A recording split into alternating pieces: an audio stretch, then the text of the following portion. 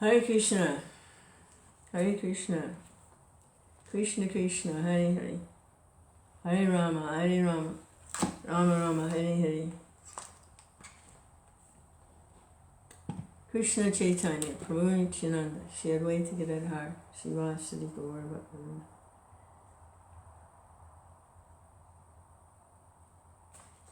Śrī Kṛṣṇa Chaitanya. Okay, so Bhagavad Gita as it is, by His Divine Grace, A.C. Bhaktivedanta Swami Prabhupada. Chapter 2. Contents of the Gita summarized.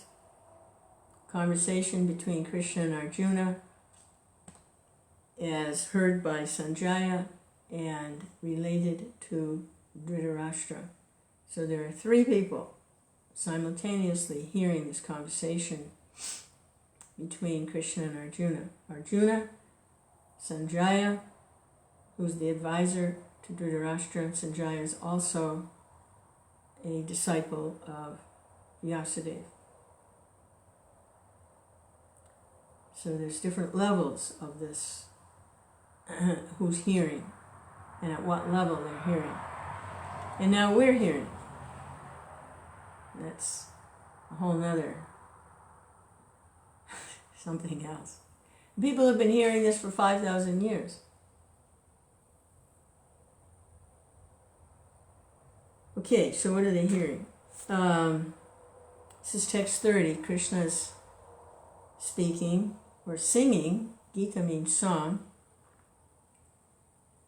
Transcendental knowledge about the soul, creation, his different energies,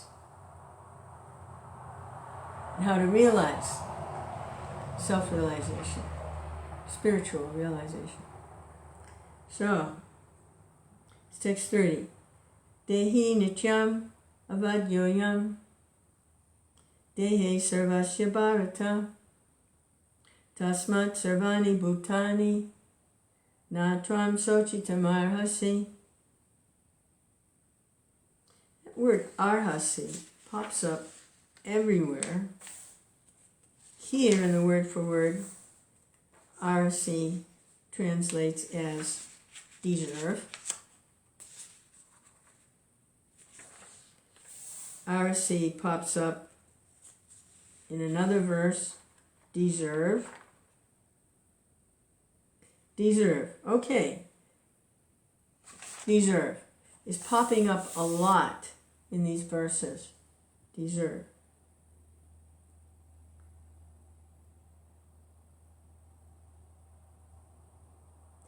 So what's the translation here? O descendant of Bharata, he who dwells in the body is eternal, can never be slain.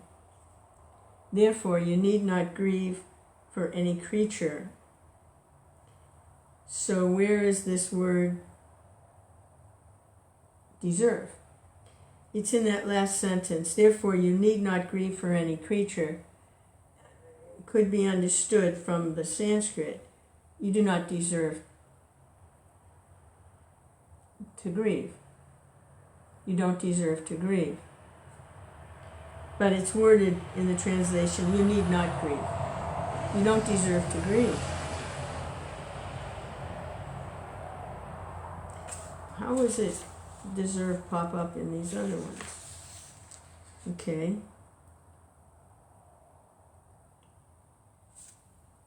Arhasi. For one who's taken his birth, death is certain. For one who is dead, birth is certain. You should not lament. You do not deserve to lament. And here,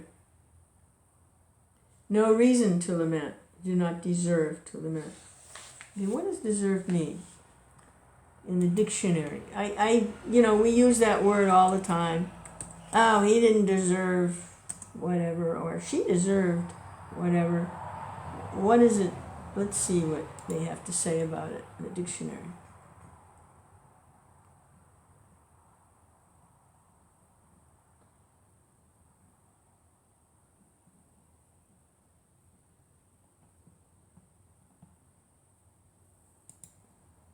deserve to have earned or to be given something because of the way you behaved or the qualities you have.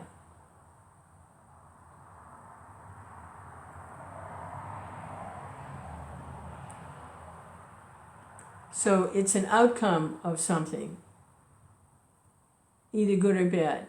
It's a result of something, good or bad.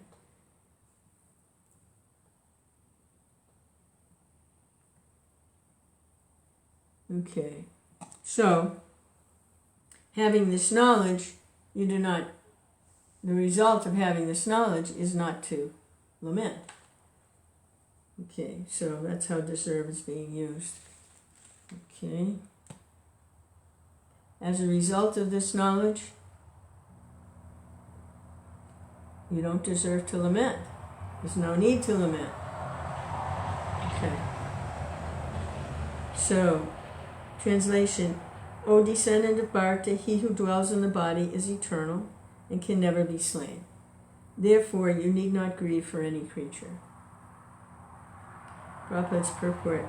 The Lord now concludes the chapter of instruction on the immutable spirit soul. Let me close a little street traffic here and close the door. Hare Krishna, Hare Krishna, Krishna Krishna, Hare Hare, Hare Rama, Hare Rama, Rama Rama, Hare Hare. Okay. Prabhupada's purport.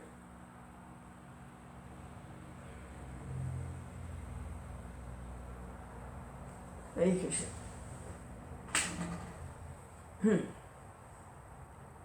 The Lord now concludes the chapter of instruction on the immutable spirit soul.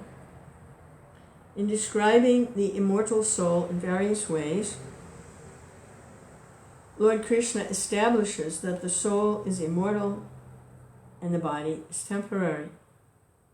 Therefore, Arjuna, as a kṣatriya, should not abandon his duty out of fear that his grandfather and teacher, Bhīṣma and Droṇa, will die in the battle. On the authority of Śrī Kṛṣṇa, one has to believe that there is a soul different from the material body.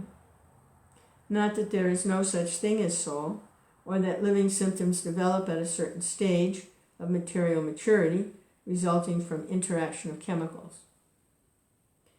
Though the soul is immortal, violence is not encouraged, but at the same time war is not discouraged when there is an actual need for it. That need must be justified in terms of the sanction of the Lord and not capriciously.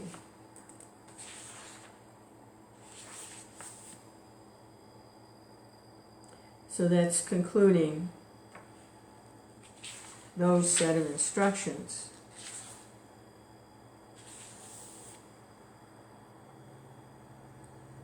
Now, text 31, Swadharma api chaviksha navikampitum arhasi dharmyadi yudatreyonyat kṣatriyasya navijite. A lot of deserving going on here. Again, that word arhasi, deserve. Translation, considering your specific duty as a kṣatriya, you should know there's no better engagement for you than fighting on religious principles, and so there is no need for hesitation.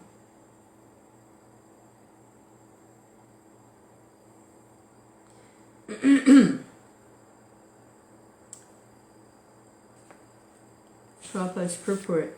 Out of the 4 orders of social administration, the second order, for the matter of good administration, is called kṣatriya. Kṣat means hurt. One who gives protection from harm is called kṣatriya.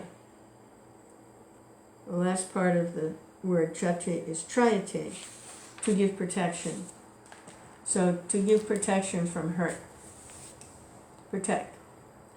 The kṣatriyas are trained for killing in the forest. The kṣatriyas are trained for killing in the forest. A kṣatriya would go into the forest, challenge a tiger face to face, and fight the tiger with a sword. When the tiger was killed, it would be offered to the royal order of cremation. This system is being followed even up to the present day by Kshatriya kings of Jaipur state. Kshatriyas are specially trained for challenging and killing because religious violence is sometimes a necessary factor. Therefore, Kshatriyas are never meant for accepting directly the order of sannyas or renunciation. Non-violence in politics may be a diplomacy, reference to Gandhi, but it is never a factor or principle.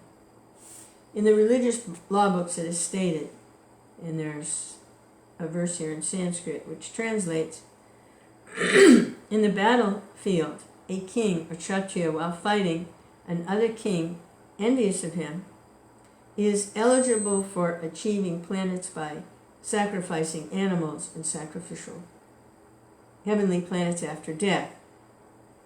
Okay, skip the line here. In the battlefield, a king or kshatriya, while fighting another king envious of him, is eligible for achieving heavenly planets after death,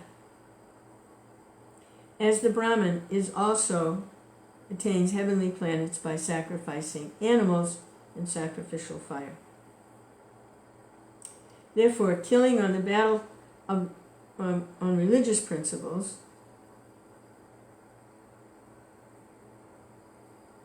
and acts of violence, therefore killing on the battlefield on religious principles and the killing of animals in sacrificial fire are not at all considered to be acts of violence, because everyone is benefited by religious principles involved. The animal sacrifice gets a human life immediately without undergoing the gradual evolutionary process from one form to another, and the kshatriya killed on the battlefield also attain the heavenly planets, as do the brahmanas who attain them by offering sacrifice. So the animals, when they do service like that, do battle with the kshatriya so he can sharpen his skills that he needs for fighting and protecting. Like that tiger, you go and challenge a tiger and kill him with a sword. He gets the royal order of cremation and gets a human life immediately without having to go through evolutionary forms one after another. Doesn't have to transmigrate. He's killed like that.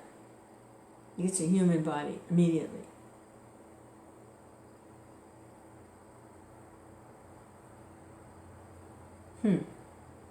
Krishna.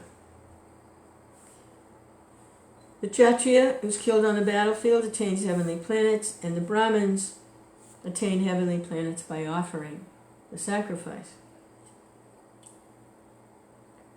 There are two kinds of swadharmas, specific duties. As long as one is not liberated, one has to perform the duties of that particular body in accordance with religious principles in order to achieve liberation. So as long as one is in the material concept of life, he has to perform duties according to his nature. Those are prescribed duties according to the type of body he has. And in that way, attain a higher state of consciousness, liberation. When one is liberated, the swadharma, or specific duty, becomes spiritual, and it's not in the materially bodily concept. Prabhupada says there are two kinds of specific duties. One is duties performed to get free from the entanglement of material consciousness and reach a liberated awareness, become liberated from bodily identification, aham brahmasmi. And the other, when that state is attained, is the duties become spiritual. In the bodily conception of life, there are specific duties for Brahmins and Kshatriyas respectively, and such duties are unavoidable. Swadharma is ordained by the Lord, and this will be clarified in the 4th chapter. On the bodily plane, Swadharma is called Varnashram Dharma. Hey, Hare Krishna, Hare Kali. Little Bhagavad Gita here. We're listening along with Arjuna, Sanjaya, and Dhritarashtra. Everybody's listening to Bhagavad Gita. Okay. On the bodily plane, Swadharma is called Varnashram Dharma. On the bodily plane, before liberation, one's duties are governed by Varnashram Dharma. But Prabhupada clearly says here, when one is liberated, their duties become spiritual and is not dictated to by Varnashram Dharma. It's very clear. On the bodily plane, Swadharma is called Varnashram Dharma, or a man's stepping stone for spiritual understanding. It's gradual elevation. Human civilization begins from the stage of Varnashram Dharma. He doesn't say spiritual, he says human. Human civilization begins from the stage of Varnashram Dharma. That's human life. Civilized human life, Varnashram Dharma. Boy, we got a long way to go for civilized human life.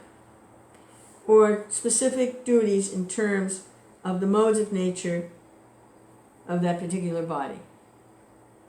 Discharging one's specific duty in any field of action in accordance with Varnashram Dharma serves to elevate one to a higher status of life.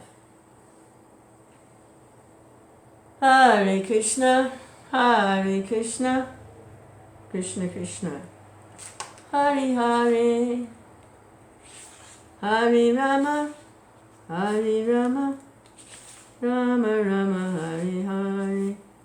Okay, bet you can't do just one. I do another one. Text 32.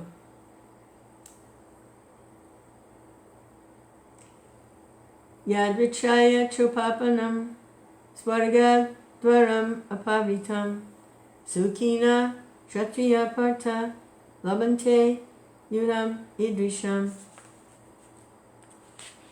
So Krishna says, O Partha, Arjuna, happy are the Kshatriyas, to whom such fighting opportunities come unsought, opening for them the doors to the heavenly planets. Looks like Arjuna really doesn't care about heavenly planets. That's not like really attractive to him, probably. Because he says earlier, he says, of what use is it, kingdoms,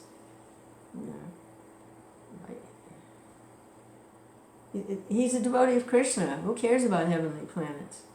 But Krishna is saying, happy are the Kshatriyas, to whom such fighting opportunities come unsought. Open the doors to the heavenly planets.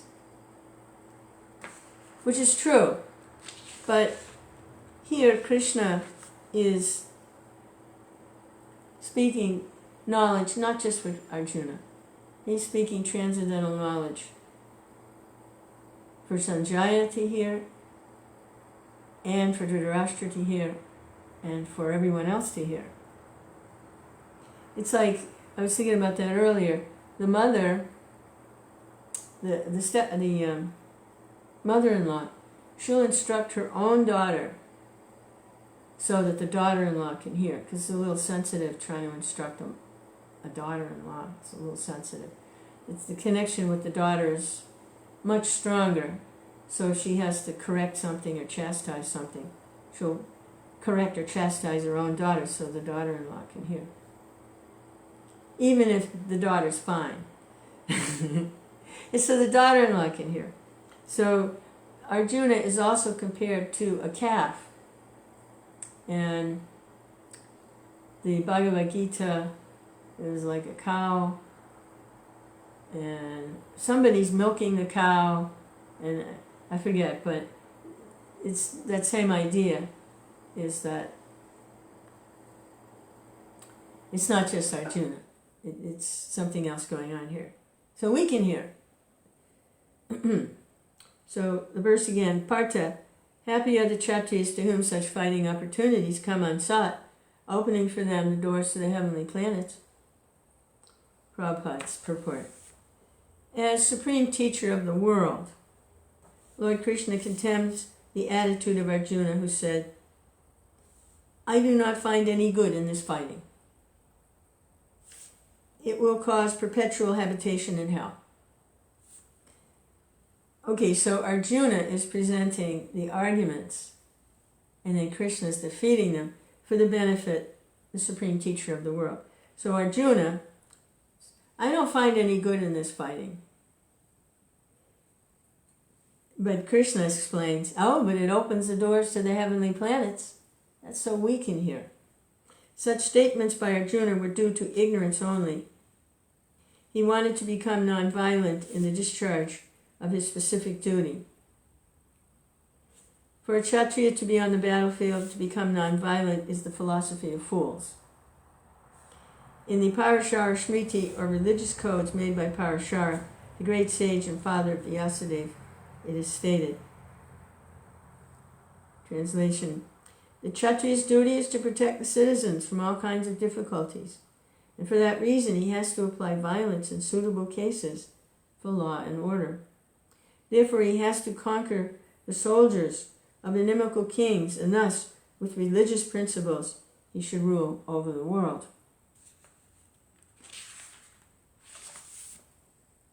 Well, I find it hard to believe that Arjuna is actually in ignorance.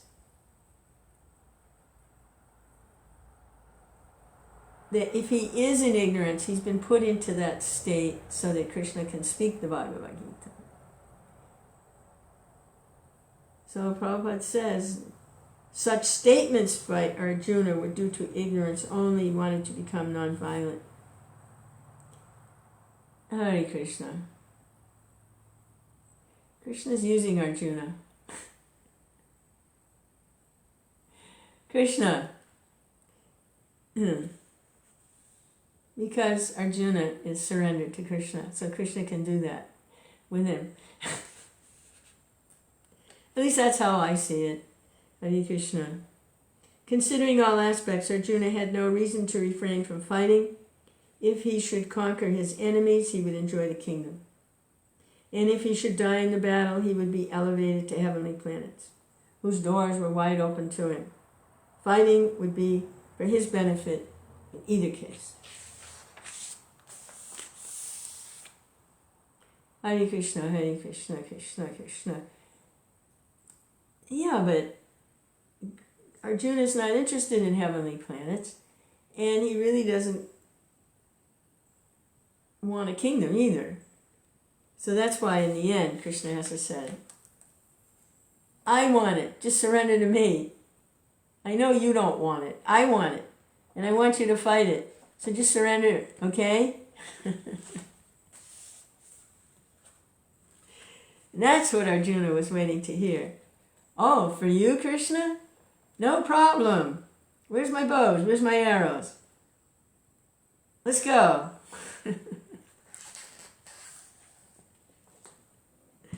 Hare Krishna, Hare Krishna.